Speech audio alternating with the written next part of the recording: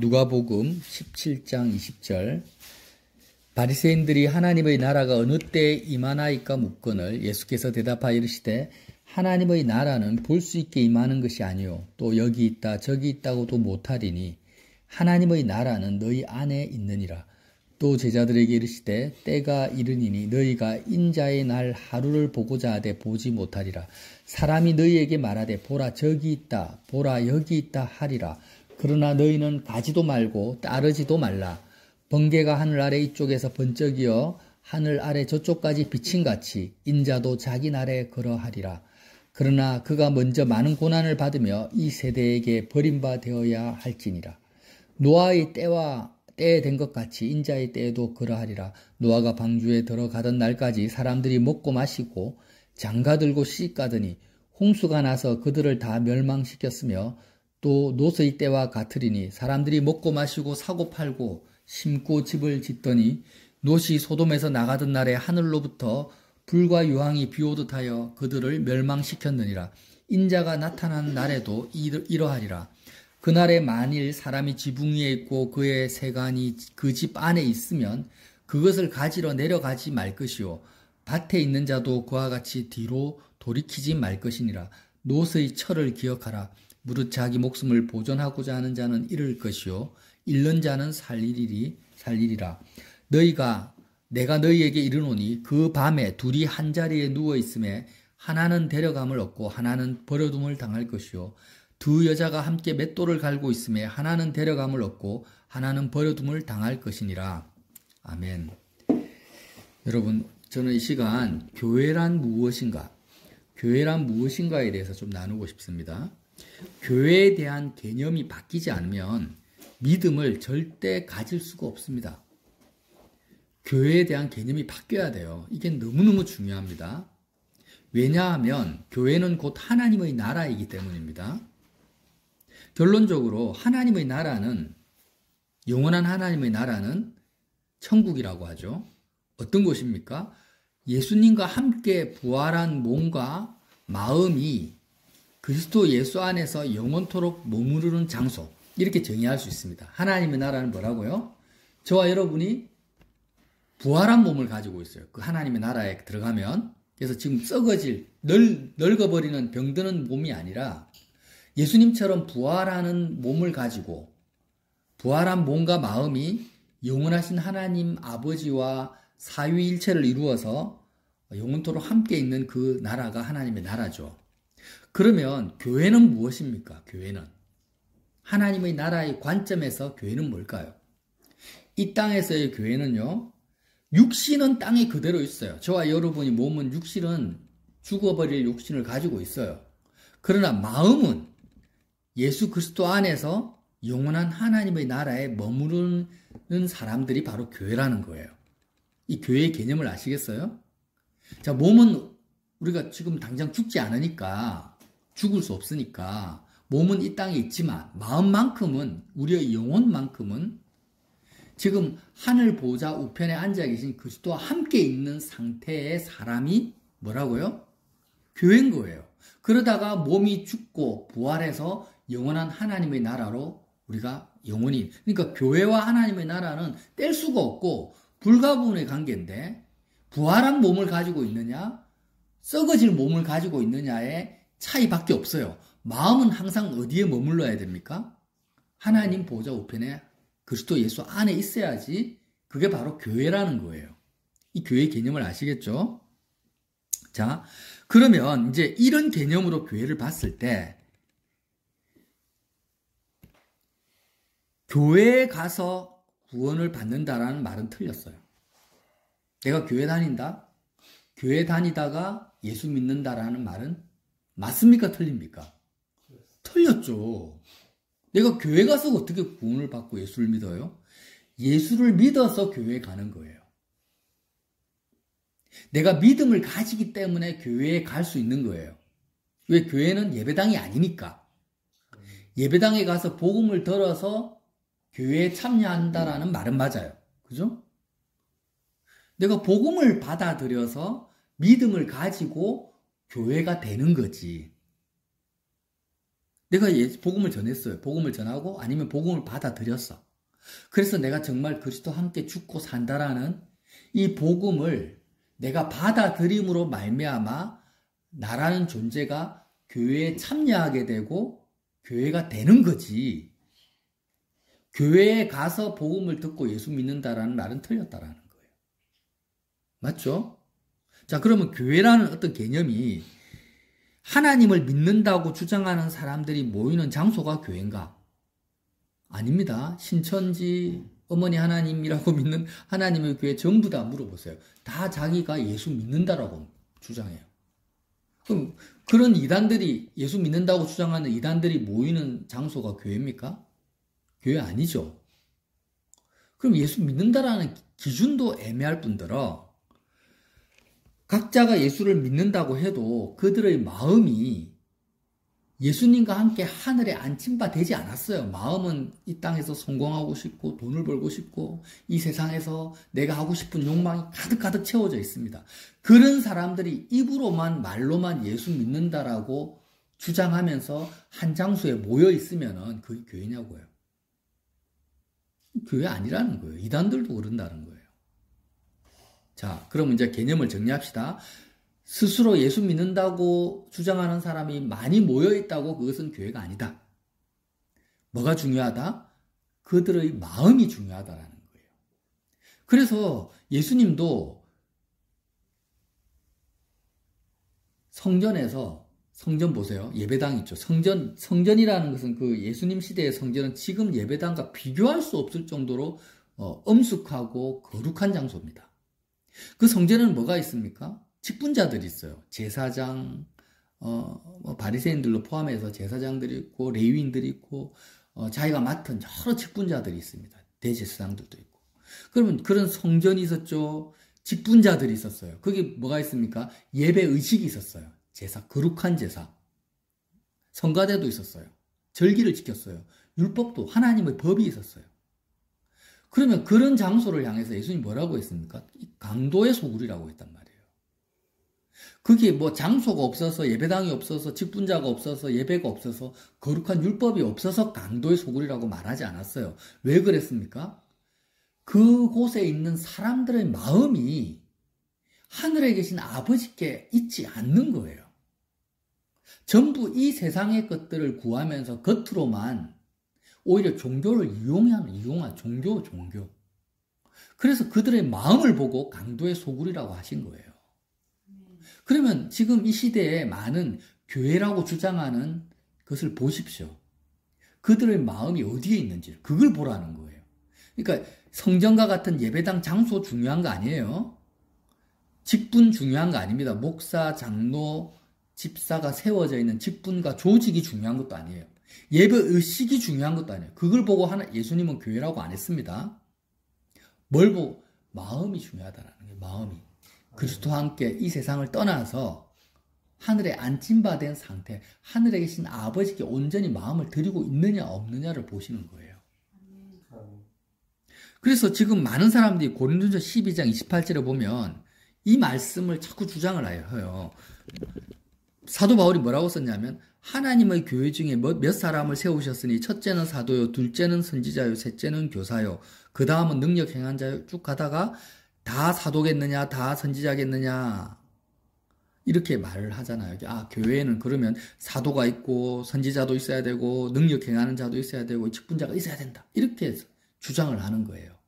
근데 말씀을 잘 보십시오. 뭐라고 썼는지. 하나님의 교회 중에 몇을 세웠다고 해요. 무슨 말이냐면 사도나 선지자나 교사는 교회 중에 세웠다라는 거예요. 사도나 선지자와 교사가 있어야 교회가 된다 이렇게 사도 바울이 쓴 게 아니고 이미 교회인 거예요. 이미 교회가 된 사람들 중에 교회인 사람 중에 그 사람 중에 사도를 세우고 선지자를 세우고 능력 행한 자를 세웠다라는 거예요. 이게 교회가 아니면 사도가 될 수도 없고 선지자가 될 수도 없는 거예요. 그러니까 사도와 선지자가 있고 교회가 있는 것이 아니고 교회가 먼저 있고 그 교회 안에서 사도를 세우고 선지자를 세웠다라는 거예요. 그러니까 바울이 예를 들어서 빌립보 교회에 가서 빌립보 지역에 복음을 전했어요. 그럼 복음을 받아들인 사람이 사도도 아니고 선지자도 아니에요. 그냥 장사하는 사람이고 여인이에요, 여자.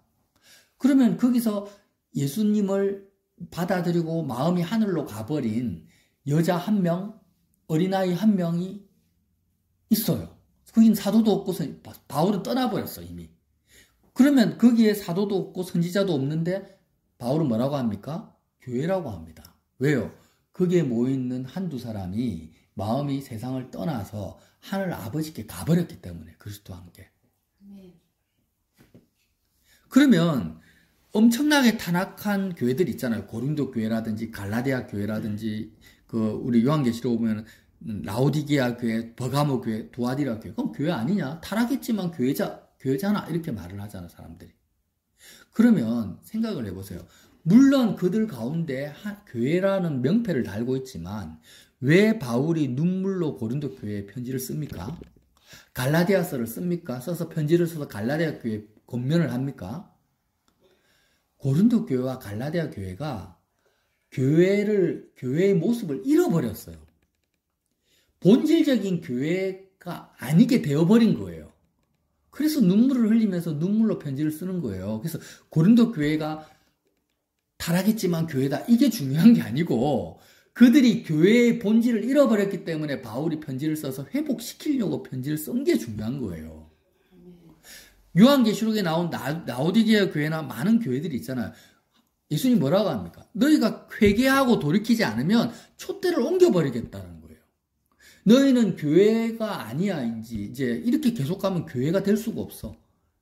그래서 촛대를 옮겨버리겠다. 내가 심판하겠다. 이렇게 말씀하는 게 요한계시록에 나온 많은 교회들의 모습인 거예요. 그러니까 성경에서 말하는 본질적인 교회는, 자, 다시 정리할게요. 장소 중요하지 않다. 직분자가 교회를 형성하는 게 아니다. 직분이 있고 없고 상관없다. 예배의식 하나도 중요한 거 아니다. 예수님과 함께 십자가에서 죽어서 마음이 온전히 하나님의 나라에 들어가 버린 사람들, 그리스도와 함께 하늘에 안침받은 그들의 마음이 중요하다라는 거예요. 그래서 교회는 믿음을 가지기 위해서 교회에 간다. 말이 맞고 말은 틀리고 말은 맞아요. 그게 아니라 믿음이 있어야만이 교회에 들어갈 수가 있는 거예요.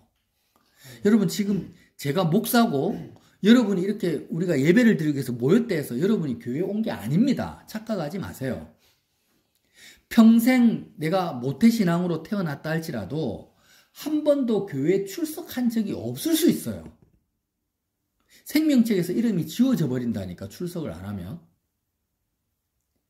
내가 정말 마음이, 그럼 교회는 어떤 곳이냐? 교회의 특징이 뭐냐? 공통점이 뭐냐면요. 마음이 육체에 갇혀있는 갇혀있는 상태가 얼마나 끔찍하고,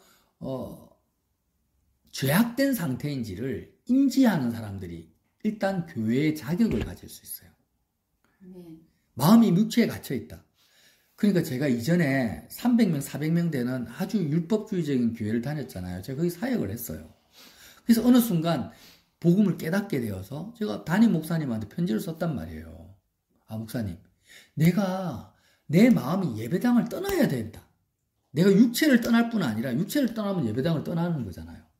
정말 예수님과 함께 십자가에서 죽어서 마음이 예배당을 떠나, 사역자들 같으면 예배당을 떠나서 하늘로 내가 마음이 가야 된다라는 것을 발견했습니다.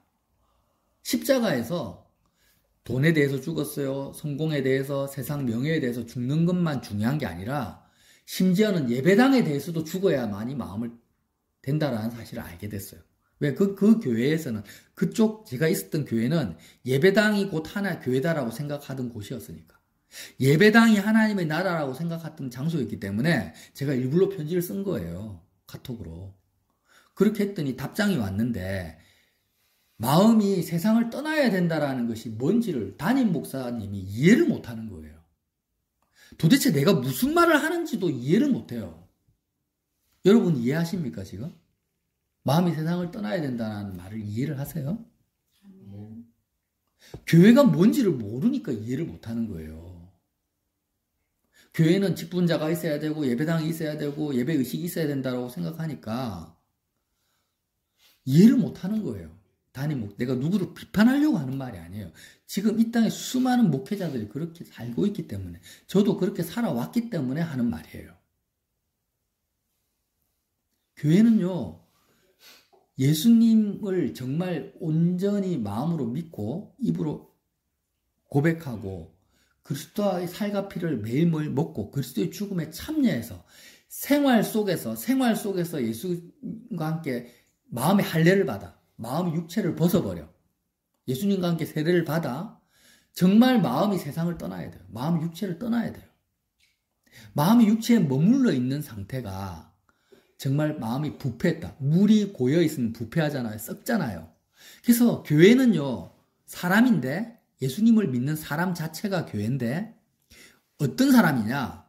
마음이 육체에 갇혀 있는 것을 끔찍하게 여기는 사람들이라는 거예요. 엘리사 시대에 아람 왕 베나닷이 사마리아 성을 포위하잖아요. 그러면 성이라는 것은 인간들이 정말 이 땅에서 잘 먹고 잘 살려고 지은 곳이 성이에요. 대표적인 사마리아 성이에요. 근데 그 사마리아 성이 갇혀버리니까 어떤 일이 벌어집니까? 나귀 머리가 우리나라 돈으로 1600만 원에 거래가 돼요.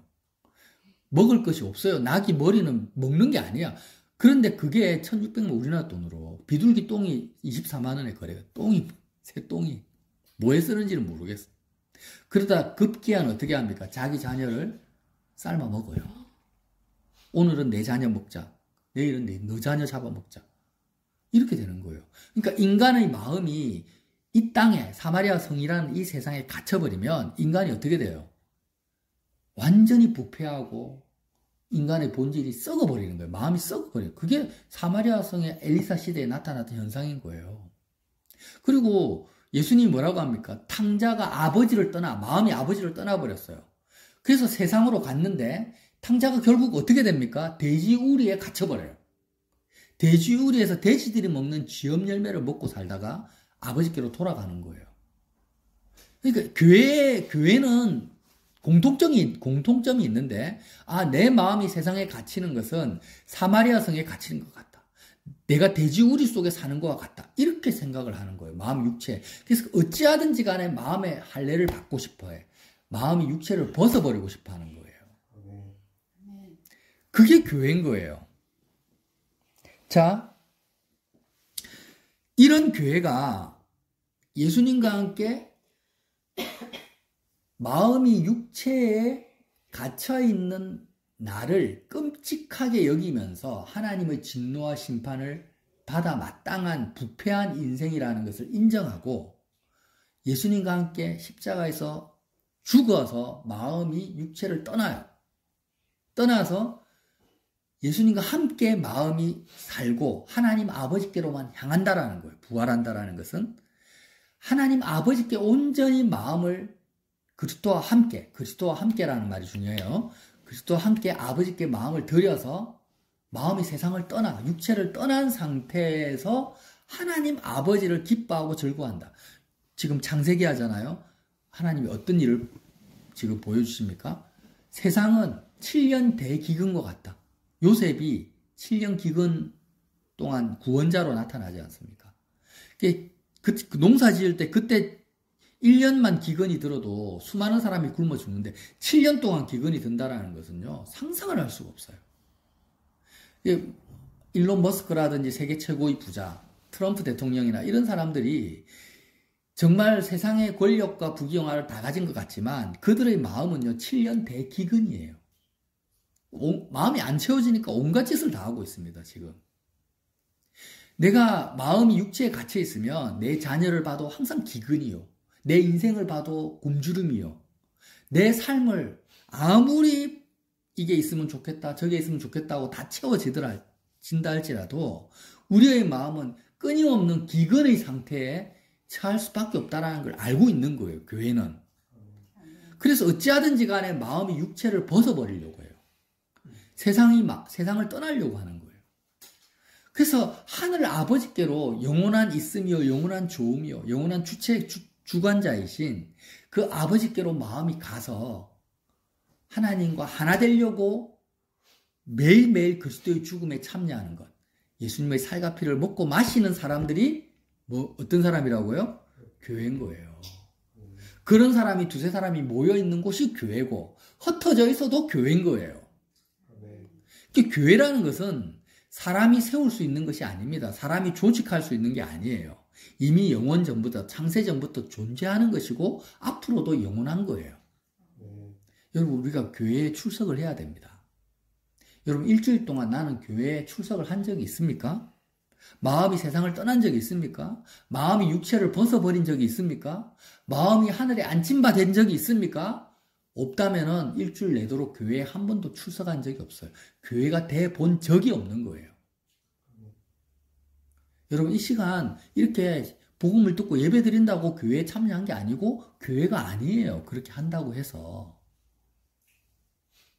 하나님의 나라가 교회라고 말하는 오늘 말씀 한 번만 읽고 마칠게요. 보세요. 바리새인들이 누구보다도 성전 중심으로 사는 사람이 바리새인이에요. 바리새인들이 하나님의 나라가 어느 때 임하나이까 묻건을 예수께서 대답하였을 때 하나님의 나라는 볼 수 있게 임하는 것이 아니다.